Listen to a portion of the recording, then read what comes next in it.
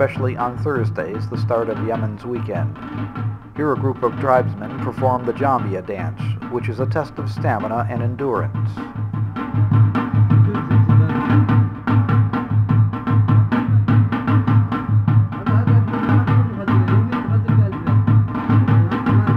The dance usually continues for over an hour or until there is only one remaining dancer. A scaled-down version of the Jambia is usually given to boys before puberty.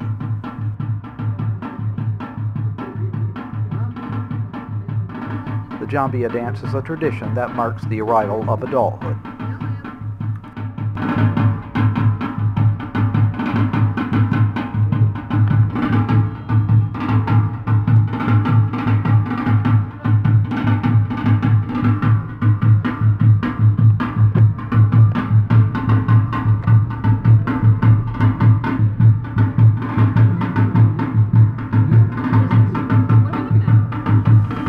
This camel is grinding sesame seeds to make a paste that will become his supper.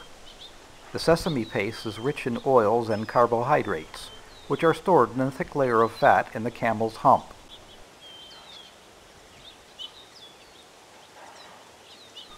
East of Sana'a is the highway leading to Marib. This road was once a flourishing trade route, with caravans of camels carrying frankincense and other goods. Today, camels are used mostly in agriculture and for excursions through the hot desert.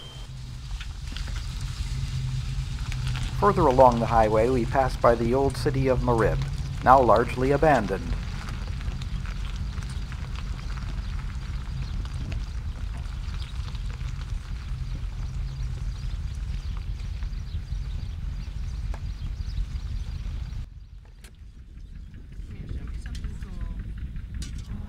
The city is mostly made from mud bricks, but such construction can last for decades in Yemen's hot and dry climate. This city was destroyed by the Egyptian army when they liberated Yemen in the late 1960s. As you can see, much damage was done. For the plating.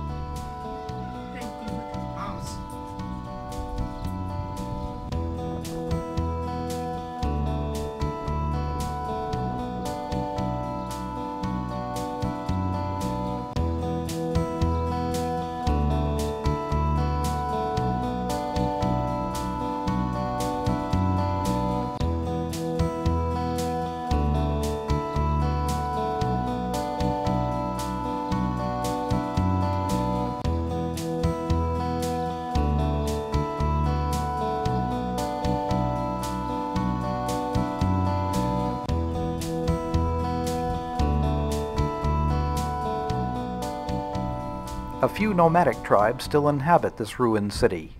Seldom visited by tourists, our camera made many of old Marib's inhabitants curious.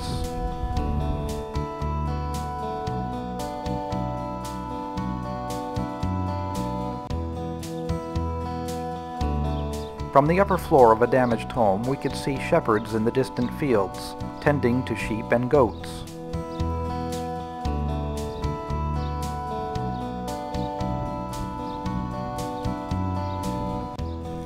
A young boy demonstrates his skill at a game perhaps as timeless as this ancient land itself.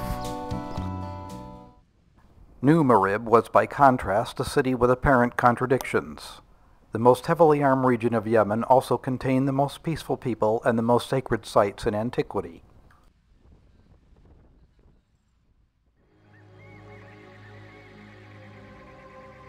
This is called Paran.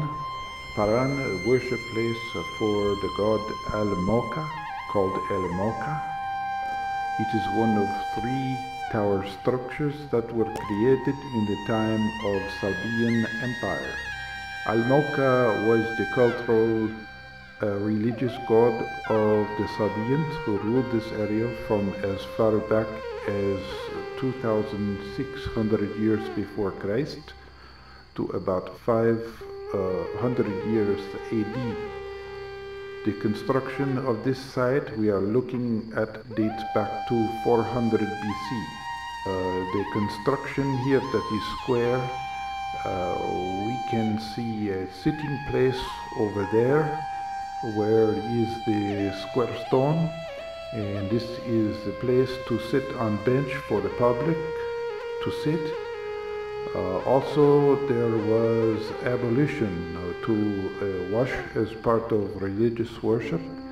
In front of the steps, we see there is a well. Also, in the back is a stone to sacrifice a bull or cow. We see there is a stone where head will be, and there is also some footprints where the feet of cow or bull will be. This is believed to be main place for the worship. This was a temple to the sun. And even though you see statues here of different animals like ram or bull, but the people worship God, and this is just a representation God. They do not worship idols. We know so little about these people, but we are learning more from excavations like this. Recently, Marib has been the center for archaeological work on a large circular temple of the legendary Queen of Sheba.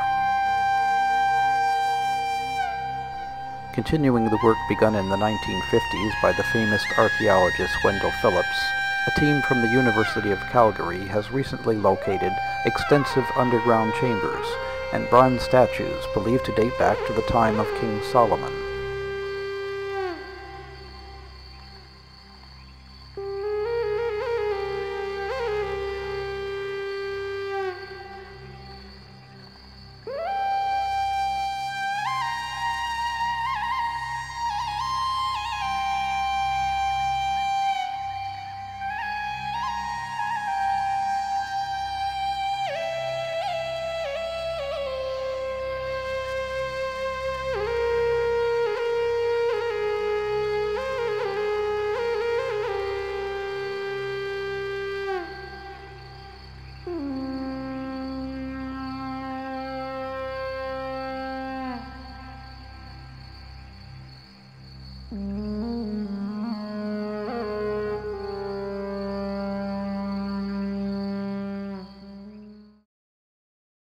Moving east from Marib, the ruins of the capital of the Qataban Empire, Tamnu, lie buried in the desert sand. Here would have been the warehouses where they stored supplies on the trade route. Down inside each of these could be found frankincense or grains.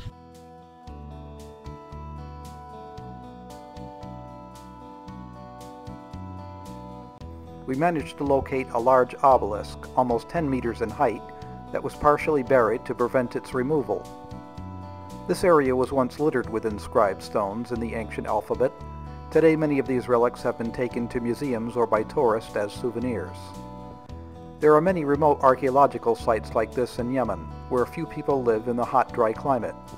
There was barely enough vegetation to feed the sheep maintained by local Bedouin herders. Tamnu is the last stop before entering the vast desert known as the Empty Quarter. Air is removed from the tires to allow for wider tread and more gripping power in the loose sand.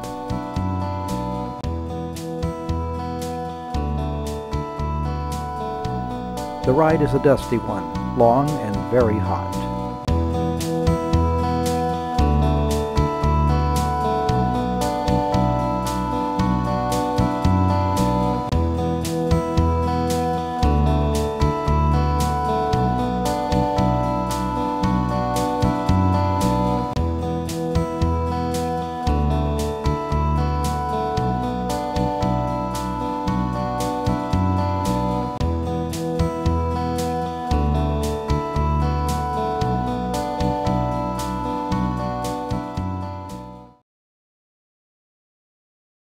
Here we have the temple Ashtar, or Jupiter.